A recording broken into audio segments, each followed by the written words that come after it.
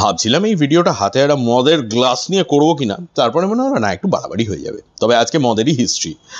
শ ওয়ালেসের নাম মোটামুটি মাতাল না হলেও আপনি বোধহয় জানেন।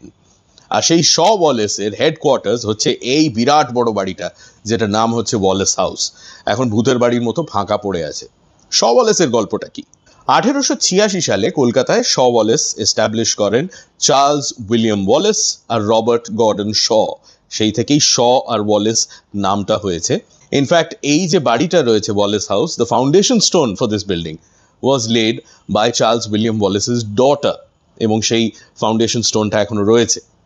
আমরা যদিও শ ওয়ালেস বলতে মদ ভাবি, শ ওয়ালেস যখন তাদের ব্যবসা শুরু করেছিল, it was not an alcohol business. তারা শুরুর দিকে টি গার্ডেন্স ম্যানেজ করতো, তারপরে তারা ডাইভার্সিফাই করে কাঠের ব্যবসা, টেক্সটাইলস, এই সমস্ত কিছুর মধ্যে তারা আস্তে আস্তে ঢোকে।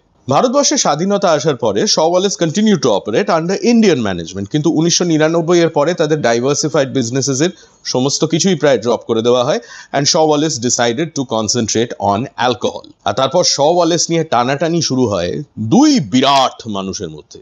তাদের মধ্যে একজন হচ্ছেন যাকে আমরা সবাই চিনি অ্যাজ মনু ছাবড়িয়া, পুরো নাম মনোহর রাজারাম ছাবড়িয়া, এবং দ্বিতীয় ভদ্রলোক তো ভারতবর্ষ থেকে পালিয়ে এই মুহূর্তে ইংল্যান্ডে গিয়ে বসে আছেন, মিস্টার বিজয় মালিয়া। ফাইনালি বিজয় মালিয়ার ইউনাইটেড ব্রুয়ারিজ শ ওয়ালেস কিনে নেয়, and the rest as they say is history. কলকাতার ইতিহাসের ব্যাপারে এরকম আরো অনেক তথ্য জানতে ফলো করুন half pant history on YouTube and Instagram.